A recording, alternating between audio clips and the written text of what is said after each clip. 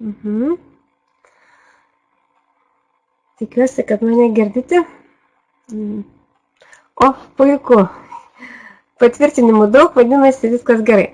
Tai kągi, sveikinuosi dar kartą su visais šiandien susirinkusiais.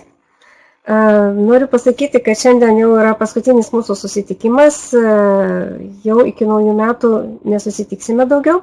Ir labai džiugu, kad visus metus mes galėjome bendrauti, dalintis informacijomis, žiniomis ir tikiuosi, kad tai buvo naudinga. Šiandien mes vėlgi pristatysime styginę transporto technologiją ir pradėsiu aš nuo to, kad manau, kad visi suprantame, kad pasaulyje šiuo metu vyksta tikrai ypatingi dalykai. Toks tarsi virsmas, kai nauja turi pakeisti tai, kas yra pasenę ir atgyvenę. Ir šiandien turime situaciją, kai atsidūrime ant tokios ekologinio ir technogeninio tokios katastrofos, netgi sakyčiau, ribos, kai kiekviena neveiklumo diena praktiškai gali kainuoti labai daug. Todėl ir Žemė, ko gero, pati nelaukdama nieko, nusprendė persitvarkyti ir realiai mes turime tik tai skubėti, kad suspėtumėm su jos tempais ir galėtumėm padėti jai pereiti į kitą naują, gražų, sveiką gyvenimo būdą tiek Žemėje pačiai, tiek mums. Ir manau, kad atėjo laikas kurti ir priimti ir dėkti, aktyviai dėkti naujas technologijas, naujas tradicijas, naujus įpročius ir todėl viskas yra labai susiję. Taigi, šiandien mūsų tema yra inovacinės transporto technologijos. Ir pradėsiu aš nuo to, kad pasidžiaugti norėčiau pirmiausia, kad šiais metais, nors nepaisant to, kad iš tikrųjų vėlgi buvo sudėtingi šitie metai, visuotinis karantinas, kai daugelis kompanijų, verslų ir projektų stojo ir bankrutavo ir praktiškai nustojo egzistuoti, mūsų projektas laikėsi tvirtai ant bangos. Aišku, tam tikrų korekcijų šitie visi mūsų dabartinės, sakykime, tos aplinkybės įnešė ir projekto veiklą, ir kompanijos veiklą, tačiau nepaisant tam tikrų kliūčių, kompanija nesustojo, veikė toliau, dirbo, prisitaikė ir pasiekė iš tikrųjų tam tikrų rezultatų, tikrai didelių rezultatų. Taigi norėčiau pasidžiaugti pasiekimais iš pat pradžių, kadangi neseniai sužinojome, lapkričio 26 dieną, kaip tik sužinojome, kad Jungtiniuose Arabų Emyratuose yra užbaigta pirmoji styginio transporto trasa, kas yra iš tikrųjų svarbu tiek mums, tiek užsakovams, kurie tenai įvertino šitą mūsų projektą, mūsų transportą. Ir netgi jau galim pasidžiaugti ir tuo, kad ne tik yra palaikomas šalies valdžios, bet jau ir vyksta tam tikri postūmiai užsakymų srityje. Taigi čia tokia mano nedidelė įžanga ir dar vėlgi norėčiau pasidžiaugti dar vienu labai svarbu įvykiu, tai kad rugsėjo mėnesį mūsų transporto projektas, mūsų transporto technologijos buvo pristatytos Europai, Europos regionų ir miestų 18 savaitė, kurioje buvo svarstomi taip pat ir ekologijos, ir miestų plėtros, ir ekologijos klausimai. Skyway technologinės sistemos buvo pristatytos kaip alternatyva ir kaip galimybė keisti situaciją Europoje. Taigi apie miestus. Miestai šiuo metu iš tikrųjų yra perkrauti, daugiau kaip 55% gyventojų šiuo metu yra koncentruojasi, tiesiog bazuojasi miestuose ir ateityje prognozuojame, kad jų dar daugės. Atitinkamai miestuose yra ypač didelė tarša, ypač didelis avaringumas, kadangi daug transporto, kamščiai, augantis eismas, socialinis diskomfortas ir visos šios problemos yra aktualios būtent miestuose. Ir būtent miestuose reikalingas naujas transportas. Būtent naujo transporto poreikis yra didžiausias. Ir štai žmonijai ir mums visiems šiuo metu yra toks dileminis klausimas, kokiu keliu mes pasuksime. Ar mes vis dėlto priimsime unikalius inovacinius sprendimus, tam tikrose gyvenimo srityse, tam tikrose technologinėse srityse, ar visgi mes kažkur tai pasuksime į tą pusę, kur mes galime sustoti ties kažkokią tai ribą ir nejudėti prieki. Taigi, kairė, dešinė, tiesiai, tai čia yra daug, aišku, sakykime, tokių asociacijų su kairė, su dešinė. Aš tai vis dėlto siūlau judėti pirmin ir tik į priekį, ir tik tiesiai. Ir štai, kokį mes pasaulį pasirinksime, kokius akinius užsidėsime, kokį mes pasaulį matysime per mūsų požiūrio į pasaulį akinius, tokį mes jį sukursime. Ir manau, kad pakankamai visi jau esame, sakyt, išprusę ir pakankamai jau daug žinome apie tai, kaip veikia pasaulis, kaip veikia mūsų, kaip materializuojasi mūsų norai, mintis, svajonės. Taigi, kokia mūsų mintis, kokią mes pasiūsime mintį, norus ir pasitikėjimą tam tikrą savimi, toks pasaulis mums ir atsivers. Tai jau yra toks jau nerašytas, dabar jau visiems žinomas dėsnis. Taigi, mūsų rytojus, mūsų šviesus rytojus priklauso nuo to, kokias duris mes pasirinksime atverti. O aš pasirinkau judėti su naujomis technologijomis.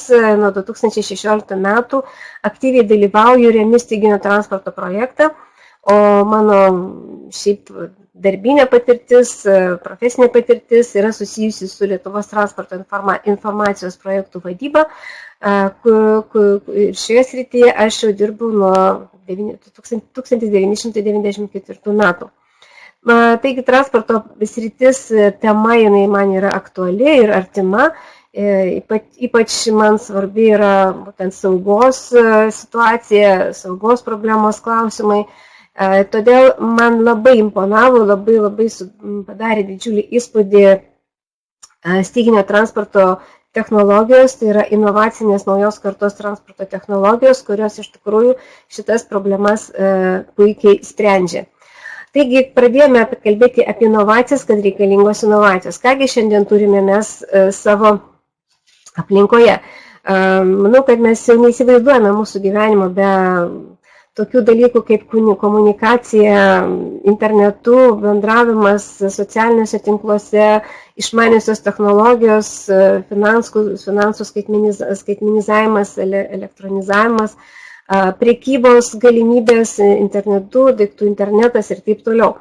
Taigi šitie dalykai mūsų nestebina ir aš manau, kad mes puikiai žinome šių kompanijų pavadinimus, vardus, tai yra Google, Amazon, Facebook, Apple ir daugelis kitų, kurie savo laiku tikrai kardinaliai pakeitė ir net pažįstamai pakeitė mūsų gyvenimą ir kurio mes dabar kitaip net neįsivaizduojame. Tai yra, jis yra patogus, komfortiškas, mes galime labai daug atlikti labai greitai, surasti informaciją ir taip toliau. O ką mes turime transporte? Transportas yra labai svarbi ir neatsiejama mūsų gyvenimo dalis. Ir mes, nors ir labai būtų iš tikrųjų galbūt ir netikėta ir apmaudu, bet visgi čia inovacijų mes nematome. Galima, aišku, ginčytis, diskutuoti, kad štai automobiliai tapo greitesni, gražesni, jie yra elektronizuoti ir dizainas ir visa kita, technologiniai tam tikri sprendimai. Tačiau jie visgi dar tebevažiuojant tų pačių 4 ratų, jie rieda tais pačiais keliais ir lygiai taip pat jie stovi ir kamščiuose ir sukelia avarijas. Lygiai tas pats yra situacija ta pati su traukiniais, geležinkelio bėgiais, jie lygiai tokie patys, nors greičiai aišku ir didesni. Tačiau tos problemos, kurios šiandien yra labai svarbios, jos nėra išspręstos. Taigi išvada yra tokia, kad šitas sąrašiukas inovacijų baigėsi ties tam tikra riba, o štai transportas jisai jau už tos ribos. Aišku, transportas jisai nėra akmens amžiaus vienareikšmiškai, tačiau jo inovacijos nepalėtė, jį palėtė tik modernizacija. Kitaip tariant, transportas yra modernizuotas, atnaujintas, pagerintas, padizainintas, patiunintas, kaip sakoma, ne? Tačiau ne inovacinis. Vėlgi pasikartosiu, tai lygiai tas pats su juo nutinka gatvėse. Gatvės ir keliai perpildyti daug avarijų, kamščiai, kurie nuolat nervina mus ir neduoda gyventi. Nors dabar šiek tiek jų apmažėjo dėl mūsų visos bendros šitos apribojimų situacijos, bet visgi visumoje tai yra būtent toks faktas. Ir kartais to transporto iš tikrųjų labai trūksta, kartais jo yra per daug, kartais jo yra per mažai.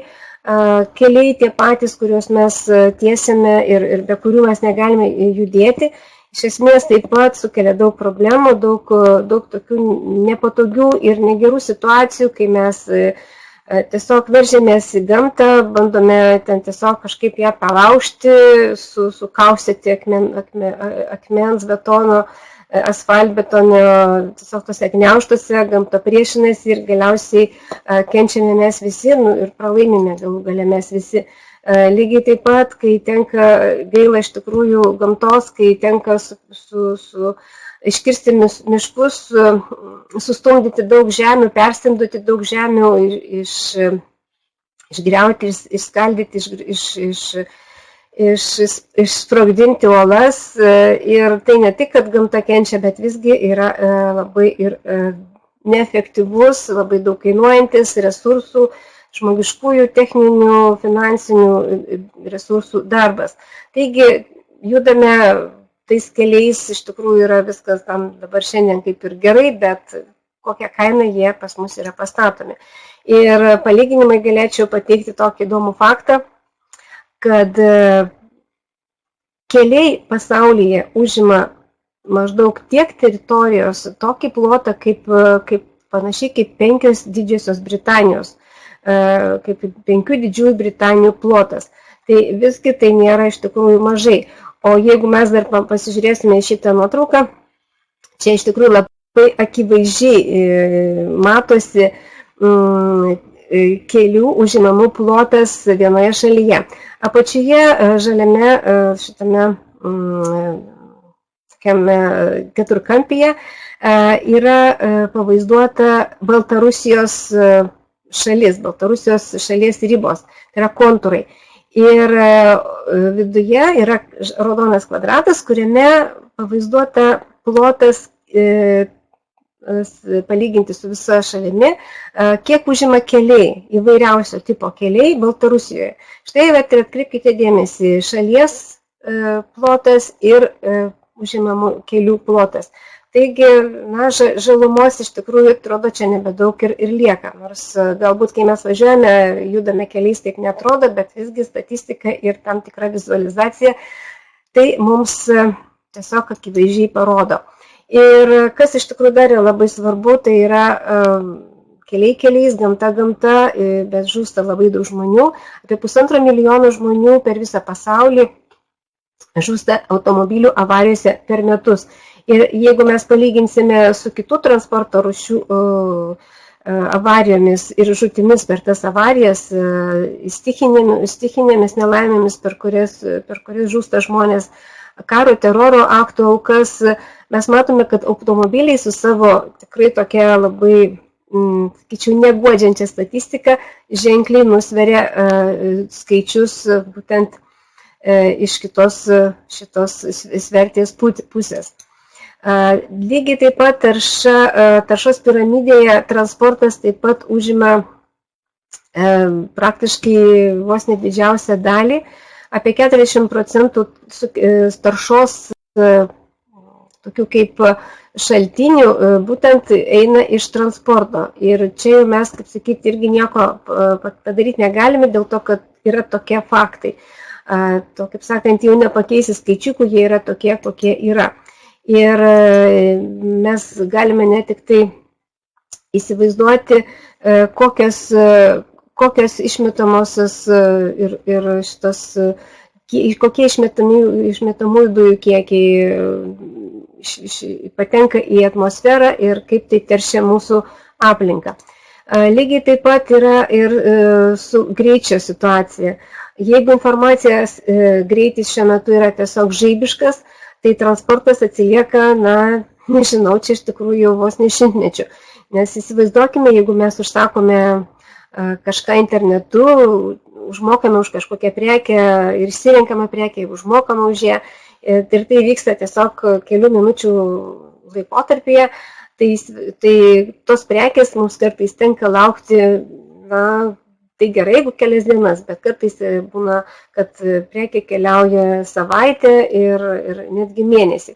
Taigi, vėlgi čia yra netitikimas, mes norime judėti greičiau, bet transportas su mumis nespėja. Plus mes turime labai didelius krovinių ir keleivių srautus, kurie nuolat didėja. Pernelyg daug eikvojama iš principo energijos, kurią galėtume sutaupyti, jeigu tiesiog pradėtume galvoti apie inovacijas. Prastos meteorologinės sąlygos taip pat dažnai labai sutrukdo mums nukeliauti iš taško A į tašką B, logistikos problemos įvairiausios, kai tenka suderinti įvairias transporto rūšis ir kai jos kartais būna nesuderinamos. Ir dar norėčiau tiesiog tokį vieną skaičiuką paminėti. 500 milijardų eurų netenka vien tik Vilniaus miestas dėl to, kad mes stovime kamščiuose. Tai yra, kai žmogus stovė kamštyje, kai vidutiniškai statistinis vilnietis apie 30 minučių prastovi kamštyje kiekvieną dieną, yra paskaičiuota, kad tuo metu, kai jisai vėluoja arba skuba į darbą ir užtrunka kamštyje, jo darbo atlyginimas ir daugelis kitų dedamųjų šito skaičiaus dalių, tiesiog kaip rezultatas gaunasi štai tokie nuostoliai. Tai atrodo, kas čia tokio pastovėjai tame kamštyje, aišku, šiek tiek pasikeikia kartais, tačiau visgi tai atsispindi labai aiškiai finansuose. Taigi mes priėjome prie tokių 3 pagrindinių kritinių sričių, tai yra sauga, tarša ir greitis, kurie šiandien yra, ko gero, patys svarbiausi dalykai mūsų šiandieninėme gyvenime. Ir galime dar tiesiog sustoti ties keliais ir pakalbėti apie tai, kad būtent keliai yra, ko gero, didžiausia dabar šiuolaikiniai keliai, kurie yra tiesiami pirmame lygyje virš žemės, tai yra tiesiog žemės paviršiuje, būtent jie ir tampa didžiausia problema. Nes čia susiduria tiek ekologinės, tiek biologinio gyvenimo tos rytis ir čia lygiai taip pat tos zonos, lygiai taip pat čia yra ir žmogaus veiklo zona, judėjimo zona. Ir čia susidūrimai yra neišvengiami.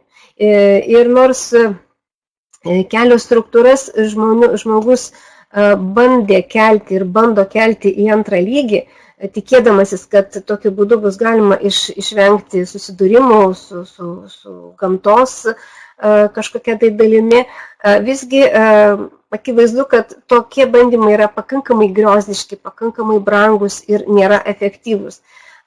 Įvairiose šalyse ir Kinija, štai Vokietija, dar kartą Kinija ir štai dar kartą Kinija iš tikrųjų tokius bandymus realizavo ir štai čia vienas iš paskutinių kinų kūrinių. Tai yra toks monobėginis traukinukas, kuris galbūt pagal šiuolaikinius standartus yra pakankamai ir greitas ir galbūt jau tikimasi, kad jis bus pigus, nes dar yra tik tai paleistas, bet visgi palyginti vis tiek tai yra statyba pakankamai brangi, nors matote, čia jau tokie šiek tiek mažesni tie atraminiai stulpai. Tačiau efektyvumas, kai mes paskui galėsime pamatyti, visgi čia taip pat nėra didelis. Ir dar vienas toks momentas, daugelis dabar tiesiog rankom ploja, džiaugiasi, kad štai mes turime elektromobilius, tai yra elektrinis transportas, valio, jis yra ekologiškas, jis yra labai geras, pažangus, tačiau mes pamirštame apie tai, kad elektromobilių gamyba jau yra tarši, pirmiausia, jinai nešvari yra. Antras dalykas, kad elektromobiliai kaip energiją, kaip varomąją jėgą naudoja, aišku, elektrą, kuri išgaunama taip pat nešvariai. Tai yra 91% elektros energijos yra išgaunama senais metodais, naudojant senuosius resursus, tai yra naftą, anglį, dujas. Ir todėl čia inovacijos tokios, kuri parodytų tiesiog, kad mes kažką galime pakeisti, čia nėra. Ir dar vienas svarbus dalykas, ko gero svarbiausias iš visų, tai kad elektromobiliai lygiai taip pat stovi kamščiuose, lygiai taip pat jie patenka į avarijas. Ir įdomiausia tai, kad pati pirmoji avarija, kuri buvo užfiksuota New York'e 1896 metais, ją taip pat sukėlė elektromobilis. Taip, tuo metu jau buvo elektrinis transportas ir tai buvo pirmi bandymai, tačiau jisai dar, kaip sakant, turėjo palaukti visą šimtmetį, tačiau problemų elektrinis transportas neišsprendžia. Ir akivaizdu, kad šiandien mums reikalingas transportas, kuris sprendžia, o ne kelia problemas. Ir štaigi aš pristatau mūsų naują technologiją, tai yra styginio transporto technologija. Tai yra antžeminė transporto sistema, inovacinis estakadinio tipo transportas, kuris juda specialiais styginiais bėgiais virš žemės. Juda be kamščių, be taršos ir be ribų. Be kamščių, nes tai yra antras lygis ir dėl to neįvyksta jokie susidūrimai. Be taršos, nes tai yra tam naudojama alternatyvioji žalioji vadinama energija. Ir be ribų, nes šito transporto kelių struktūros gali būti nutiestos visur, kur iki šiol dar žmogaus koja galbūt ir žengia, bet transportas visgi ne. Tai yra ir kalnai, ir pelkės, ir džiunglės, ir smėlynai, dykumos, miškai ir tiesiog visos kitos iki šiol neprieinamos vietos. Taigi mes šiandien galime jau drąsiai teikti, kad turime transportą, kuris išsprendžia tas problemas, apie kurias mes kalbėjome. Tai yra iš tikrųjų transporto pramonės inovacija, tiesiog sprendžianti jau tas mūsų žinomas problemas. Ir mes galime dabar drąsiai užbaigti šitų inovacinių kompanijų, inovacinių technologijų sąrašiuką, grandinėlę, pridėdami pabaigoje Skyway transporto technologijas. Tai yra Skyway, tai yra prekinis ženklas, pavadinimas būtent to transporto technologijos, kurį mes kartais šiandien ir panaudosime.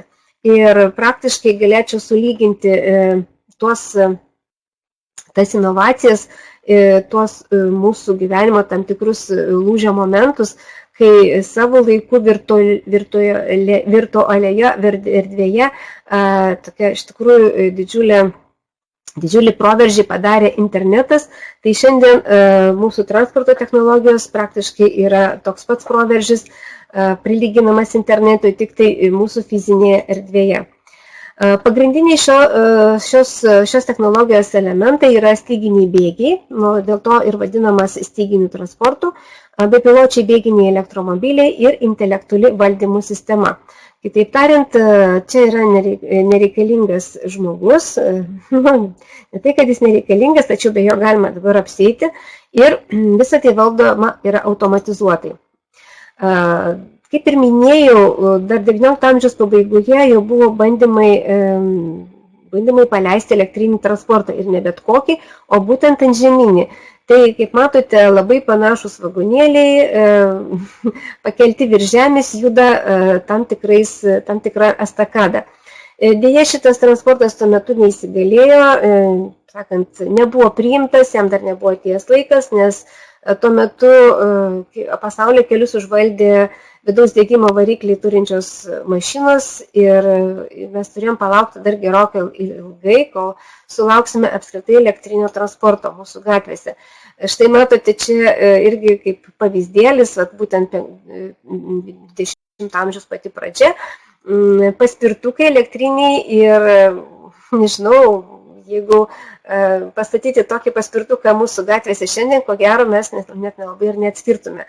Taigi matote, kokios technologijos jau buvo prieš daugiau negu šimtmetį ir kaip mes vis dėlto ilgai jų laukėme. Taigi styginės konstrukcijos. Styginės konstrukcijos buvo naudojamos ir yra naudojamos ir bus, aišku, naudojamos labai įvairiai. Tai yra paskirtis šitų styginių apskritai konstrukcijų yra labai įvairi. Ir štai čia matote vienas iš pavyzdžių, kaip Rygos tiltas, taip pat tilto statyboje yra panaudotos styginės konstrukcijos, o šalia yra tiesiog vizualizacija, fotomontažas styginio transporto kelio struktūros ir kaip matote, puikiai yra panaudota šita technologija transporto srityje. Taip pat dangoraižių statyba ir aš manau, kad ten yra daug dar dalykų, kuriuos šiandien minėsiu, kur yra naudojamos tos technologijos. Kitaip tariant, styginio transporto technologijos tai nėra, kaip pasakyti, visiškai naujas dalykas. Realiai čia yra suderinti tam tikri jau inžineriniai sprendimai, kurie buvo naudojami ir anksčiau. Tai yra styga ir kaip paskui pamatysime dar ir kiti, kurie yra suderinti su šiuolaikiniais technikos pasiekimais. Ir iš to gimė inovacija.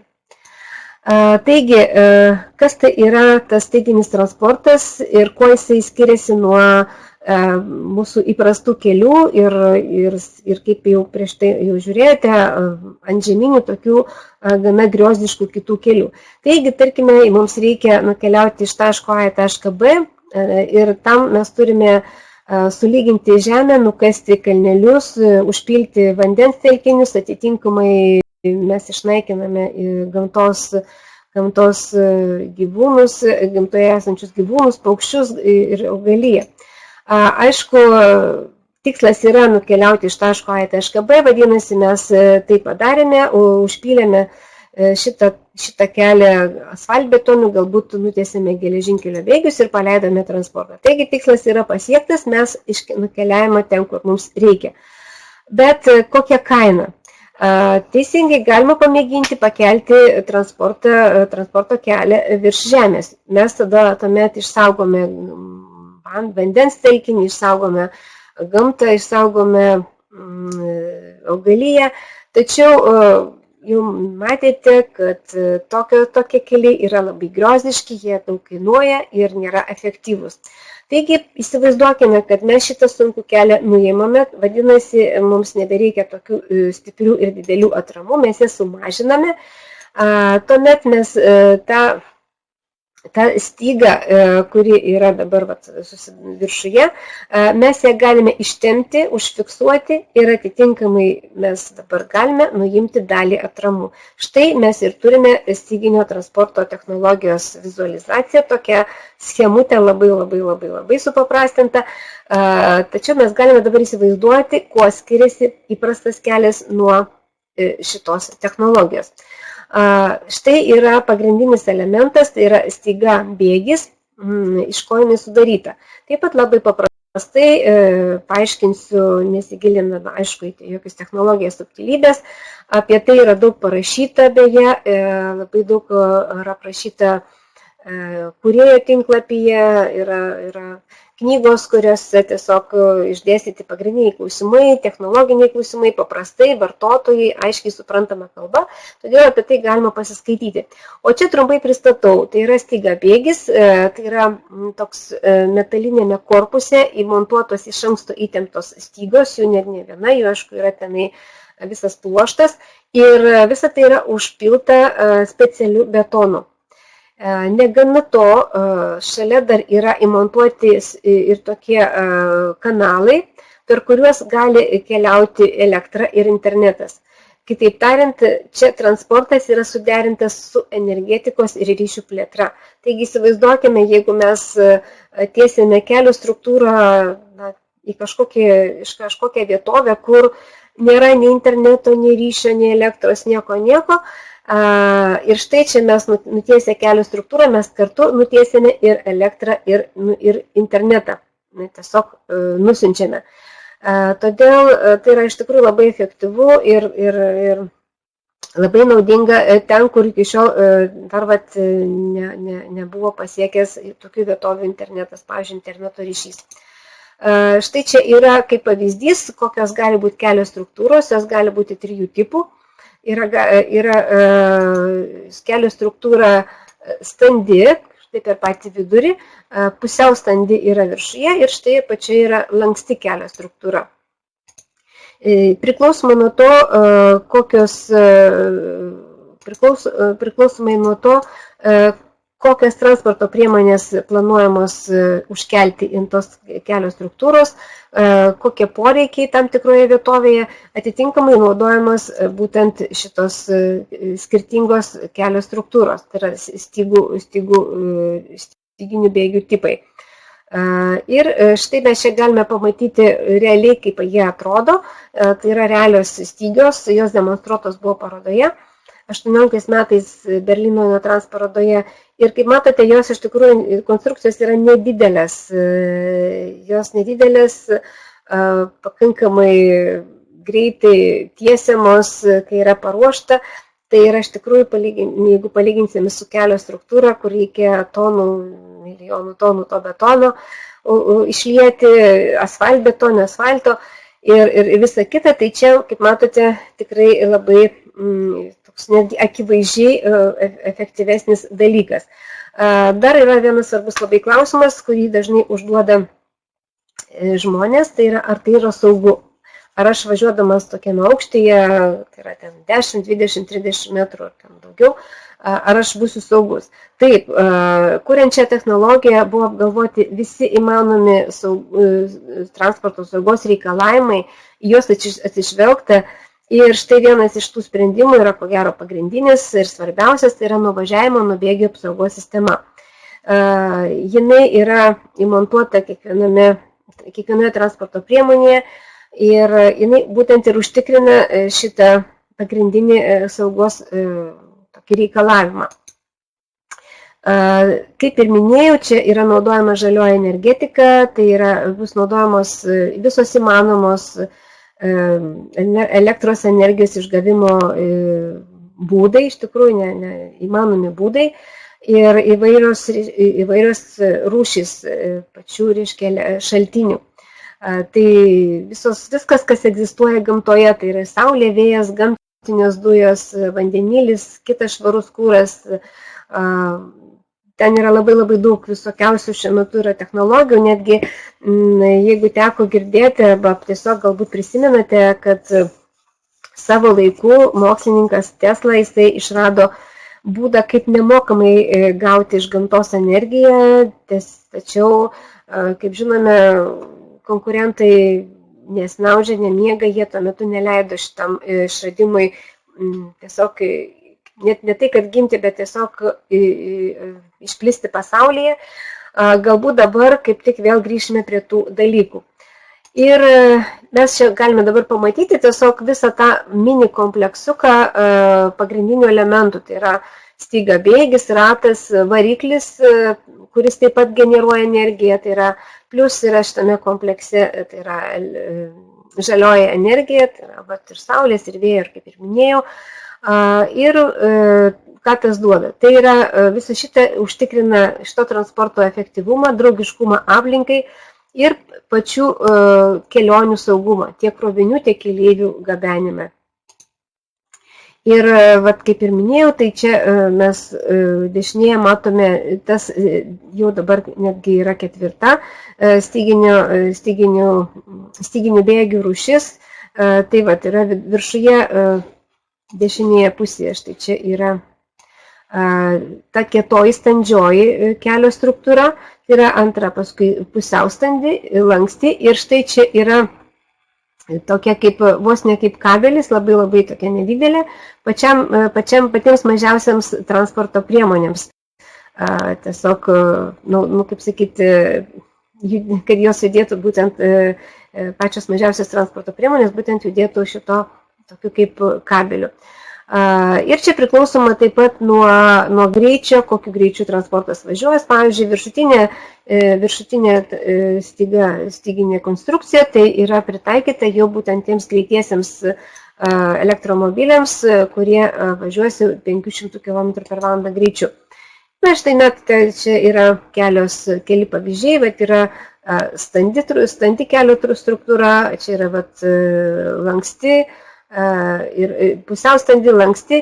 Ir štai čia yra ankerinė atrama, kurioje būtent ir yra įtvirtinamos šitos stygos. Tai yra paskutinis tokia stotelė ir vadinama ankerinė atrama, arba netgi jo dažniausiai būna stotis. Norėčiau dar paminėti vieną privalumą, tai yra aerodinaminio pasipriešinimo lygį šio transporto. Šitoj transporto technologijoje yra pasiektas, ko gero, dar iki šiol nepasiektas, neišbandytas, nepajaustas aerodinaminio pasipriešinimo koeficientas, tai yra jisai labai yra mažas. Ir kaip matote, jisai pasiekiamas dėl to, kad antrame lygyje virš žemės transportas juda laisvai, jie apteka vėjas ir nesudaro jokių kliučių kaip transportui ant žemės. Ir dar didelis privalumas atitinkamai, kadangi yra mažas pasipriešinimas vėjui, tai yra vėjo mažas pasipriešinimas, atitinkamai ir mažėja kuro sąnaudos. Tarkim, vienas elektromobilis 14 vietų, kuris gabena keleivius 100 km ir 100 km per valandą greičiu, jisai sunaudoja apie 100 gramų įprasto mūsų kuro. Jeigu mes tiesiog konvertuosime į elektros energiją, į įprastą kurą, mes gauname būtent tokius skaičius. Ir tai iš tikrųjų yra labai mažai. Ir mes čia galime palyginti šitą transportą ir su kitomis transporto rūšimis, jeigu mes imsime tokius parametrus kaip kapitalo išlaidos, veiklos sąnaudos, energijos suvartojimas, pralaidumas, aplinkos tarša, transporto avaringumas, ir jeigu lyginsime tokius transporto rūšis kaip metro, autotransportas, monobėgis, tramvajus, aviacija, geležinkeliai, vandens transportas, lynų kelias ir panašiai, mes matome, kad ta žalioji ikonėlė, kuri žymi styginio transporto būtent šaką, jinai iš tikrųjų laimi visur, lenkia visus pagal šios parametrus. Čia dar pavaizduoti yra ne visi parametrai, yra iš tikrųjų daug daugiau, bet čia yra jau atskira tema. Taigi mes šiandien galime drąsiai teigti, kad turime inovacinį transportą, realizuotą, pagaminta, realizuota, sertifikuota, galbūt dar ne visai, tačiau mes jau einame į pabaigą ir todėl mes galime drąsiai teikti, kad jis yra išbandytas kaip tikrai realiai greitaeigis, saugus, ekonomiškas, lengvai integruojamas į dabartinės transporto sistemas, kad nesakytų, kad, sakykime, čia yra labai didelis konkurentas. Aš manau, kad jeigu žmonija sieks tikrai tų tikslų, kurie yra dabar deklaruojami, kad pasaulis taptų ekologiškas, saugus, ekonomiškas, mūsų gyvenimo ta aplinka. Aš manau, kad mes galime būtent apie tai kalbėti ir galvoti, kad šitas transportas iš tikrųjų yra tam ir skirtas. Plius šitas transportas taupo laiką, jisai yra labai efektyvus, labai našus, kadangi daug gali keleivių ir krovinių pergabinti per labai trumpą laiką. Yra labai komfortiškas, pilnai automatizuotos valdymo sistemos. Geografiškai jis taip pat, kaip ir minėjau, gali būti įdiegtas, tie keliai nutiesti, išplėtotas įvairiausiose klimatinėse zonose. Jis yra ilgamžiškas, kelių konstrukcijos praktiškai yra apskaičiuotos, kad jos gali tarnauti iki 100 metų. Ir šiuo metu jau šito transporto sistema jinai tampa konkurencinga, nes yra paklausi rinkoje. Jau yra iš tikrųjų didelis poreikis, susidomėjimas ir atitinkamai jau yra planuojami tam tikri pokyčiai transporto srityje įvairiose šalyse. Ir kaip ir minėjau, tai būtent šitas transportas išsprendžia visas žinomas mums dabar aktualias transporto problemas. Ir praktiškai šitas transportas keičia šiuolaikinio žmogaus įsivaizdavimą apie mobilumą. Jeigu mes įsivaizdavome, kad transportas skirtas yra nukeliauti iš taško A į tašką B, tačiau šiuo metu mes jau galime tiesiog akivaizdžiai matyti ir įsitikinti, kad šitas transporto sistemos jos spręs kur kas daugiau problemų, tai yra įvairiausių klausimų, nes čia prisideda ir elektroninių ryšių plėtra, ir transporto logistika, ir žalioji energetika. Tai yra būtent tas kompleksas, kuris kuris apsijungtas bus vieningoje informacinėje sistemoje, blockchain'e, kas iki šiol taip pat nebuvo iki šiol dar tiesiog panaudota, nieko panašaus.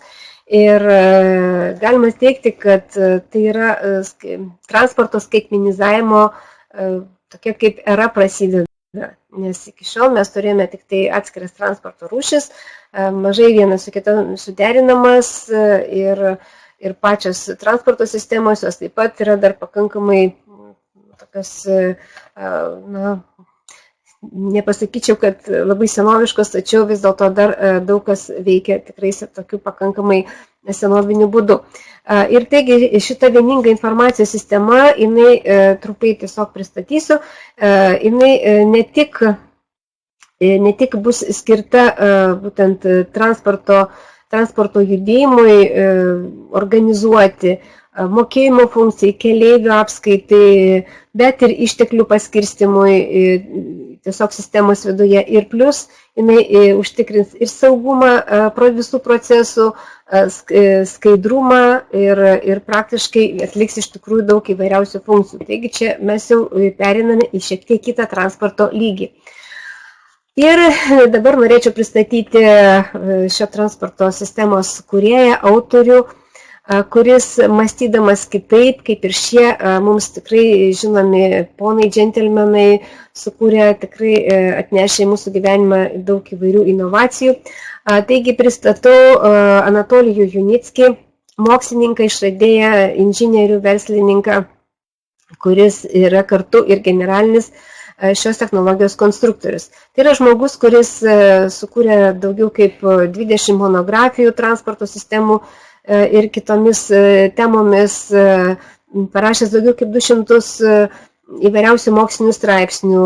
Jo, kaip sakyti, išradimų kraitelėje yra daugiau kaip 200 įvairiausių atradimų ir jis apdovanotas yra labai tikrai svarbiais ir garbingais apdovanojimais, kurių šiuo metu jam irgi netrūksta, kažkur virš 40. Ir dar plus jis yra 2 jungtinių tautų organizacijos projektų taip pat vadovas.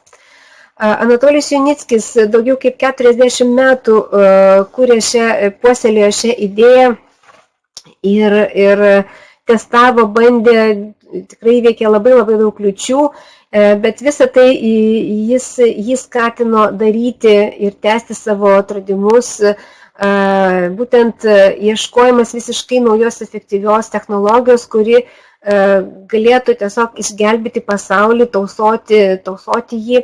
Ir būtent šitie technologijos sprendimai, kuriuos jisai pasiūlė pasauliui, būtent tikrai ir užtikrina naują gyvenimo kokybę Žemėje. Ir praktiškai per 40 metų nuo brėžinių mes jau šiandien atėjome ir esame tame taške, kur jau yra sukurta realiai nauja transporto sritis. Jisai save pristato kaip styginių transporto sistemų inžinierių, autorių ir generalinį konstruktorių. Ir šiandien ši proveržio technologija yra įkūnyta Skyway transporto ir infrastruktūros kompleksuose, su kuriais jo vadovaujama įmonių grupė eina į pasaulio rinką. Ir jo manymu ilgainiui visą tai šitie sprendimai sukurs saugios ir harmoningos civilizacijos raidos pagrindus. Jeigu pamenate, Žakas Fresko, tai yra socialinis inžinierius futuristas, taip pat svajojo ir įdėjo daug pastangų, kad galėtų sukurti ir atnešti pasauliui idėją apie harmoningą gamtos ir žmogaus gyvenimą tiek miestuose, tiek pačioje kitoje aplinkoje. Ta pati technologija yra užpatentuota daugiau kaip 18 šalių, aš manau dabar gal ir daugiau. Ir aš norėčiau tiesiog dar atkreipti dėmesį tai, kad yra technologija apsaugota nuo kopijavimo. Nes patentai jie, aišku, neapsaugo nuo kopijavimo ir kodėl nenukopijos kinai, nes šiaip pastaruoju metu jie yra labai stipriai linksniuojami, todėl čia jie irgi atsirado ne šiaip sau, nes kažkodėl tai būtent apie jos taip galvojame, kad jie mėgėjai kopijuoti. Taigi, kas dar yra svarbu, kas leidžia apsaugoti technologiją? Tai yra know-how, vadinama ta geroji žinoma patirtis, tai yra žinomi tik tai kompanijai sprendimai ir negana to pačiai kompanijai, o žinomi specialistams, tai yra didžiuliai komandai specialistų, kurie apjungti netgi į tokią didelę inžinerinę unikalią mokyklą. Todėl galima nužiūrėti kažkokį brėžinį, galima nužiūrėti kažkokią tai detalę, bet juk negali iš žmonių galvų ištraukti to, ką jie šiandien žino. Todėl šiuo atveju yra labai stipri pozicija, būtent intelektualinė. Pati technologija demonstruota 19 tarptautinių pasaulio garsiausių transporto ir logistikos parodų. Šiais metais, kaip tik šiuo metu, turėjo vykti Dubajuje pasaulinė paroda Expo 2020, kurioje turėjome taip pat dalyvauti, tačiau dėl visiems žinomų priežasčių ši paroda nukelta yra kitus metus. Tikėkime, kad būtent kitais metais jau mes ten galėsime sudalyvauti ir netgi pasigrožėti mūsų pasiekimais. Aišku, Anatolijus Junickis nebūtų galėjęs sukurti vienas pats ir realizuoti savo idėjus, jeigu nebūtų įkūręs kompanijos, ir šiandien tokia kompanija Junickis Ring Technologies yra įkurta Baltarusijoje. Šiuo metu jinai vienyje, joje dirba daugiau kaip 1000 aukštos kvalifikacijos profesionalių specialistų, kurie šiuo metu jau visi įsikėlė yra į nuosavas konstravimo ir projektavimo patalpas. Būtent šita kompanija bazuojasi visiškai naujai įsigytas pastatas, būtent Minske, ir šitas pastatas užima kažkur apie 9000 kvadratinių metrų. Iš tikrųjų, čia yra įsigūrę daugiau kaip 80 įvairiausių biurų ir konstravimo biurų ir padalinių. Pati gamyba yra organizuota nuosavose gamybos patalpose, kurios užima apie 10 000 kvadratinių metrų ir jos yra nuolat plečiamos. Gamyboje yra naudojamos pačios pažangiausios technologijos, automatizuotos gamybos linijos, skaitmeninės įvairiausios tokios platformos, leidžiančios žymiai efektyviau konstruoti, projektuoti ir testuoti pačią technologiją, pačias sistemas. Ir dar kas yra labai svarbu, tai yra tai, kad gamyba pati sertifikuota yra, pati gamybos, patys procesai, tai yra įdiegtas ISO 9001 kokybės vadybos sistemų standartas, aplinkosaugos vadybos ISO standartai, darbuotojų sveikatos ir saugos ir daugelis kitų, kurie ir užtikrina, kad išeitinis produktas, tai yra galutinis produktas, yra paruoštas galutiniam sertifikavimui, kuris jau vyksta pakankamai lengvai, kadangi pati technologija, medžiagos, patys procesai jau užtikrina būtent šio transporto saugumą. Šiuo metu galime tiesiog pademonstruoti 7 keleivinio transporto rūšis ir 4 krovininio transporto, tiesiog būtent elektromobilių ir krovininių transporto vagonėlių tipus. Šiuo metu yra jau pagaminta ir realiai yra pramoniniai jau pavyzdžiai 12 skirtingų transporto priemonių, iš kurių 5 yra sertifikuotos ir iki metų pabaigos planuojame, kad bus jau pristatyta netgi 14. Taigi šiuo metu dar laukiame paskutinių skaičių, ataskaitos ir tikimės, kad būtent jau turėsime tokius skaičius. Ir trumpai pristatau pagrindinės transporto priemonės, kad galėtume įsivaizduoti, kaip jos atrodo ir kaip jas galime būtų palyginti su dabartiniu mūsų įprastu transporto priemonėmis. Taigi, Unibike'as, tai yra lengvos klasės elektromobilis, skirtas važiuoti 2 keleiviams 150 km/h greičiu. Jisai yra daugiau toks turizmui, turistinis, pramoginis, sportinis transportas miestų ir priemiesčių ribose. Ir tai yra pirmoji transporto priemonė, kuri buvo iš viso sukurta štai per tuos keletą metų. Galėtume palyginti su tokiu nedideliu sportiniu automobiliu žemėje.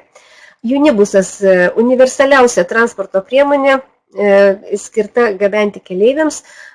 Skaičius keleivių varijuoja nuo 7 iki 168, tačiau tai nereiškia, kad yra tokios didelės talpos vagonėliai, šitie elektriniai vagonėliai, jie yra nedideli, kas taip pat yra svarbu ir aktualu šiais laikais, ypatingai kai virusai puola ir kiek jie puola, kiek nepuola, tačiau visgi kaip ten bebūtų, bet žmonių susibūrimai yra nepageidautini dideli, niekada jie nebuvo tokie pageidautini, manau. Tai leidžia ir išvengti tokių didelių susibūrimų, būtent tie maži tokie mažos talpos transporto priemonės. Gali gabenti apie 35 000 keleivių per valandą į abi pusės. Šitos unibusai yra ir vienbėgiai, ir dvibėgiai, jie yra kelių skirtingų modifikacijų ir atitinkamai jie gali būti tiesiog tokie, padaryti kaip traukinukai vienas šalia kito ir todėl keleivių skaičius gali išaugti tiesiog viename tokiame komplekse. Na, palyginti galėtume su metro. Unicaras tai yra tokia transporto priemonė, kurioje galima sakyti, kad yra pusiau tarp unibuso ir unibaiko ir čia taip pat yra skirtas keleiviams transportas, gali gabenti nuo 6 iki 18 keleivių ir skirtas taip pat miestams priemiesčiams ir kas yra šiuo atveju yra išskirtinis dalykas, kad jis gali būti tokiais sujungtas į modulinius kompleksus. Štai, matote, šiuo atveju 3 sekcijų Unicaras. Na ir jis labai panašus į autobusą, todėl, aš manau, čia būtų geriausias palyginimas. Univindas, vienas iš jauniausių šios transporto šakos narių, skirtas 2 keleiviams ir labiau jisai jau panašus į personalinę transporto priemonę, kuri galėtų keliauti jau savo keliais į tolimus užmiešius, kur nėra būtinybės ir galbūt neefektyvu ir neapsimoka tiesti kitų transporto priemonių tas struktūros kelius. Ir paskutinis vienas iš tokių, kaip, sakyčiau, įspūdingiausių atstovų šios transporto šakos, tai yra greitaeigis unibusas, kuris jau planuojama, kad važiuos 500 km per valandą greičiu. Šiuo metu yra kaip tik tiesiama paskutinioji, būtent šitam transportui skirta trasa, nes jinai turi būti pakankamai ilga, virš 20 km, kad galėtų įsibėgėti. Vadinama, jinai šeimyniniu transportu, 6 keleiviam yra skirta, ypatingai didelio komforto, su visais patogumais, su įvairiausiam funkcijom. Aišku, skirta tarptautiniai susitikimui ir neoficialus šio unibuso pavadinimas yra Uniliotas. Uniliotas, samaliotas, kaip sako rusiškas žodis, ar ne? Tai palyginimas yra būtent su lėktuvu. Pagal greitį, pagal patogumą, pagal pasiekiamumą ir tiesiog pagal visą efektyvumą. Iš tikrųjų, jisai nenusileidžia vidutiniam lėktuvui. Ir štai mes periname prie krovininio transporto. Krovininis transportas jau irgi yra kai kuris šis būtent pats pirmasis unitrakas, pats mažiausias, kurio keliamoji galia yra 1700 kg. Jis gali gabenti visų tipų krovinius, apie 200 milijonų tonų krovinių per metus.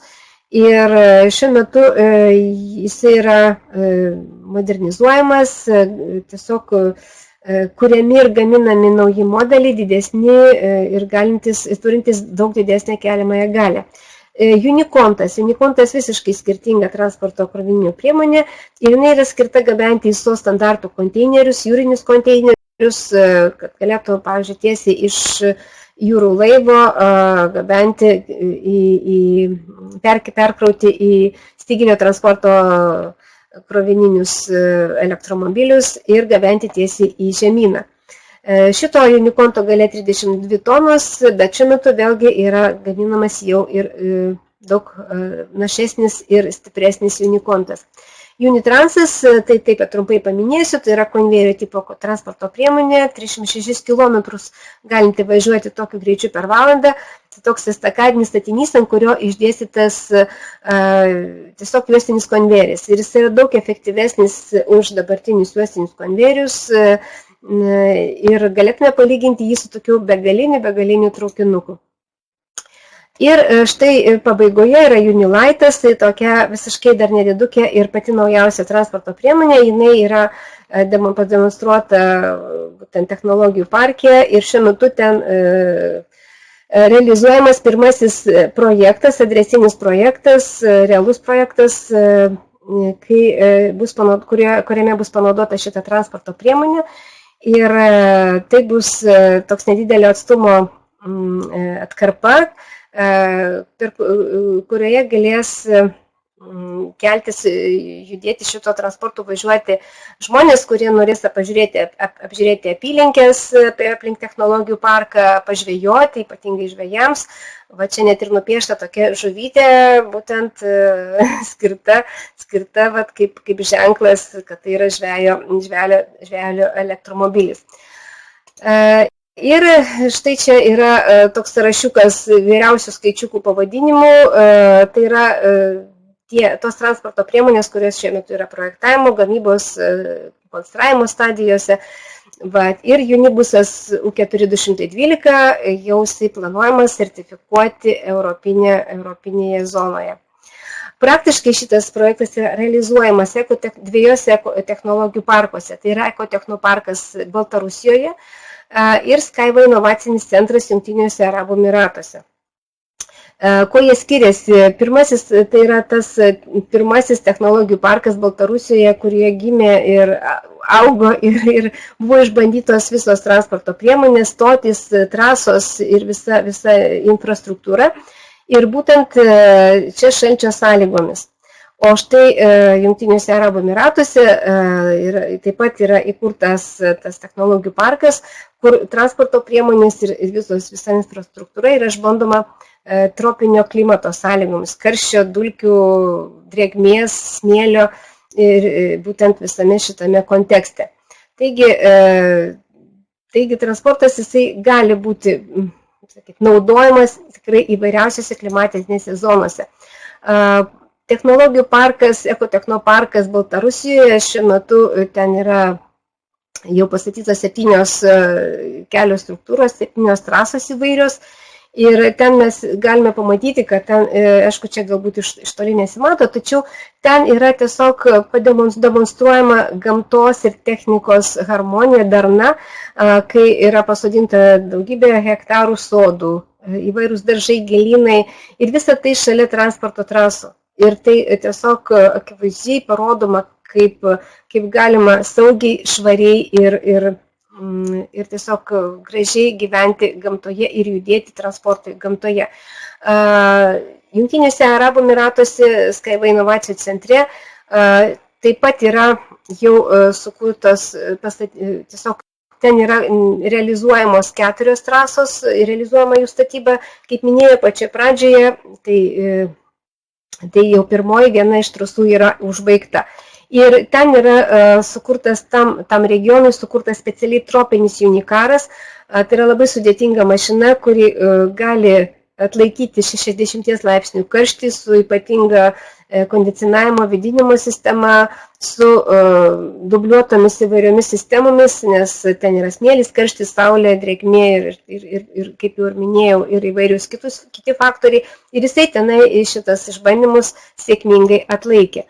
Taigi technologijų parkai yra skirti bandymui, sertifikavimui, demonstravimui ir tobulinimui šitos technologijos ir tai yra vartai į pasaulinę rinką. Būtent čia yra demonstruojamos transporto priemonės, su kuriamis susipažįsta įvairių šalių atstovai, valdžios delegacijos ir šiuo metu, kaip ir minėjau, paklausa ir susidomėjimas yra labai didelis.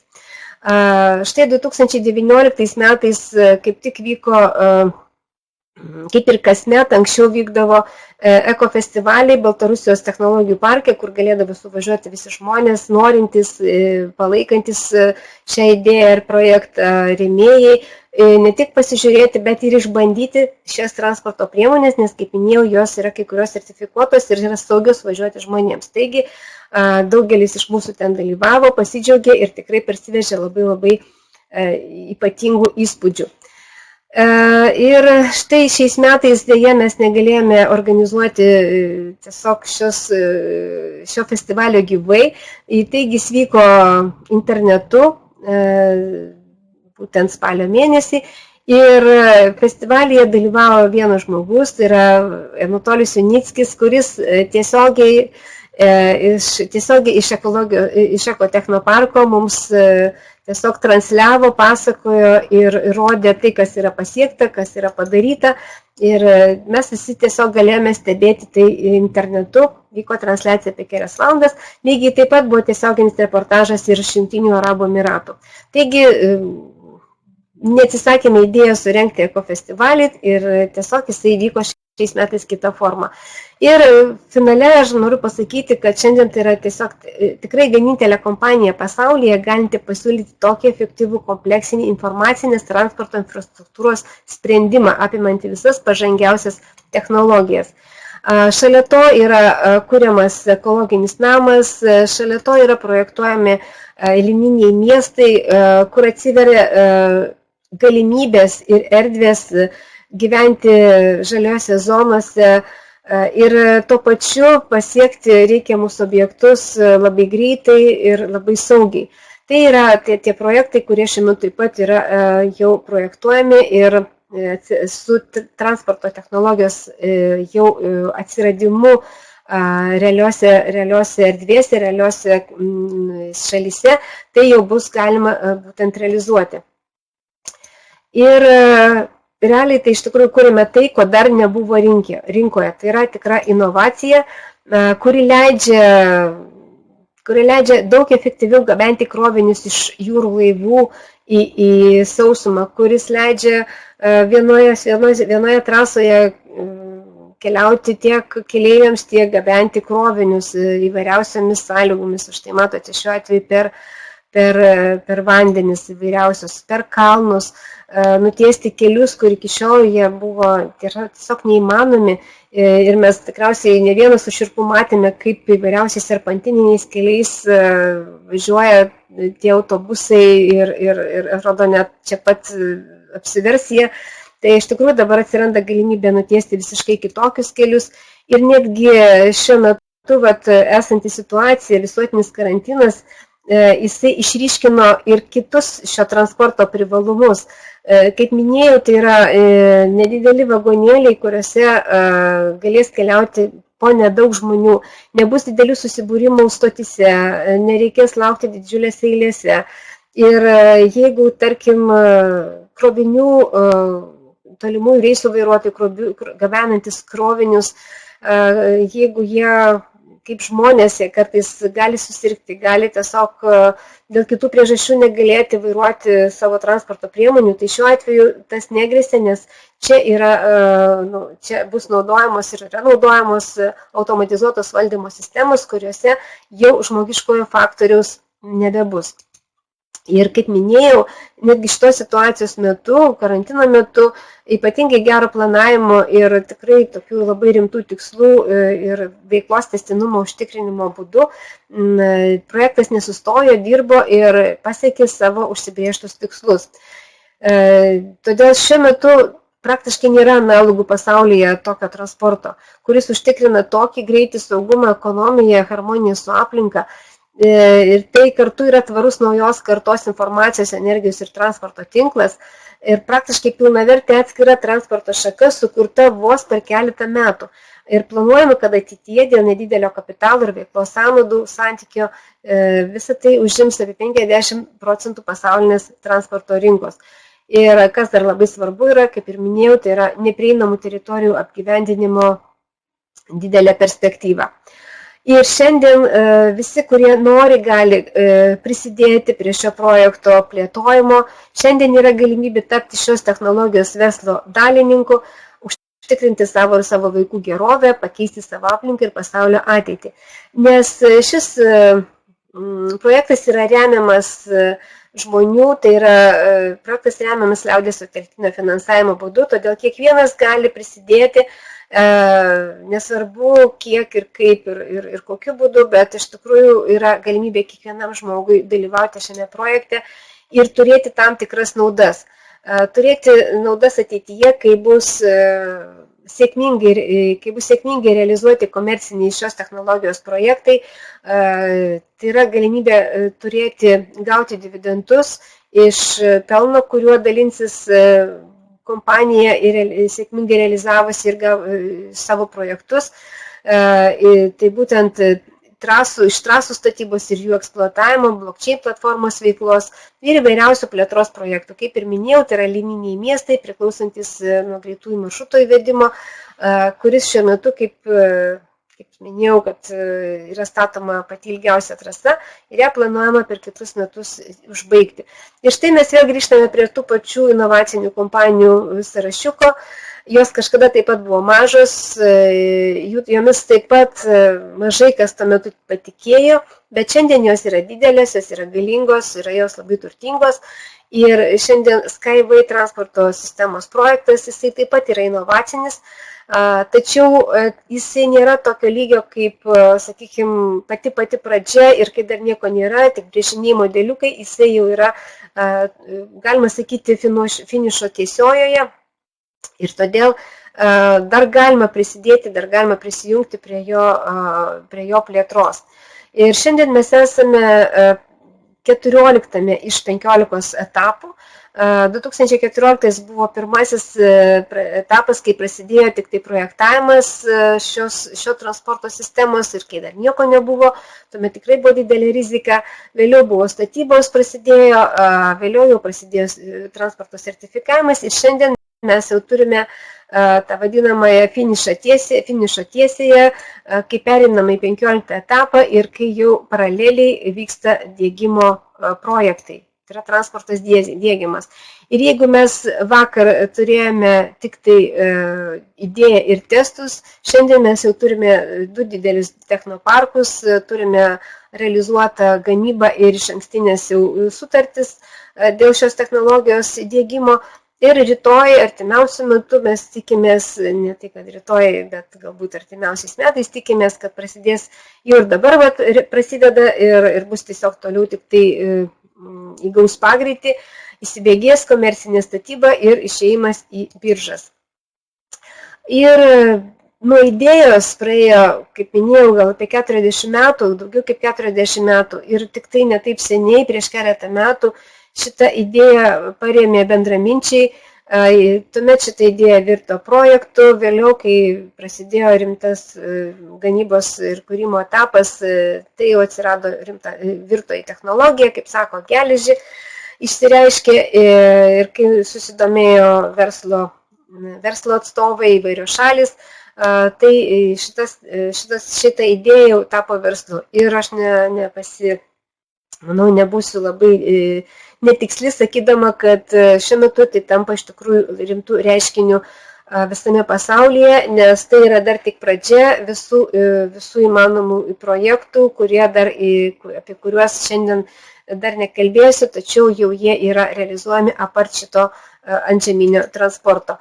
Ir realiai šitas projektas jau virsta istorija, mes tampame istorijos dalimi. Štai technologijų parke Baltarusijoje yra įrengtas jau muziejus, jau veikia keletą metų, kuriame parodytas visas šitos technologijos istorijos ir realizavimo kelias ir ant lubų išrašyti visų žmonių, kurie parėmė pačiu sunkiausiu metu šitą projektą vardai. Ir kaip tai gali atsiliepti mūsų šalyje, kaip tai gali atrodyti mūsų miestuose. Štai čia yra pora vizualizacijų, kurios yra vizualizacijų nuotraukose, kurios atliktos yra sukurtos yra papildomos realybės programos pagalba. Štai Vilniaus Ukmergės gatvė, kuri garsėja vienais didžiausių kamščių Vilniuje, pati ten stovėdavau ir tikrai labai mane tas nervindavo, kai reikėdavo nuvažiuoti iš Fabijoniškių Ukmergės plente į oro uostą, tai buvo iš tikrųjų kančių kelias. Ir štai dabar matote, šalia yra pastatyta, kaip minėjau, virtuali tokia styginio transporto trasa, kurie juda greitai, saugiai ir paprastai juda daug vagonėlių, kuriuo žiūrint galima tiesiog pavydėti tiems, kurie tenai sėdėtų. Taigi, šiandien aš manau, kad baigiau savo jau nemanau, iš tikrųjų baigiau savo pristatymą. Šiais metais technologijos pristatymų daugiau nebus, tikiuosi susitiksime kitais metais. O štai dar jūsų laukia gruodžio 22 dieną dublikacijos, tai yra sėkmingos verslo kūrimo sistemos seminaras, kurį ves mano kolega Aurelijus Krajašas. Tai yra informacija tiems, kurie norėtų gilintis, plėtoti šitą projektą kaip verslą. Taigi kviečiame irgi dalyvauti. Ir, kaip sako, laimite jūs, laimi pasaulis, analizuokite, domėkitės šitą informaciją, jos yra labai daug, jinai yra labai įdomi, svarbi ir gili. Ir tikrai manau, kad galite kiekvienas savo priimti sprendimą, kiek jums tai yra įdomu ir kiek jūs norėtumėte prisiliesti prie viso to arčiau. Taigi dėkoju uždėmesį, dar kartą visiems ačiū tiems, kurie buvo ištisus metus su mumis. Linkiu jums artėjančių gražių švenčių, sveikatos, aišku, pasitikėjimo ir tikėjimo, kad viskas yra gerai, kad viskas bus gerai, kad žiema praeis, ateis pavasaris ir pasaulis nušvis kitomis spalvomis. Taigi dar kartą ačiū ir sėkmės.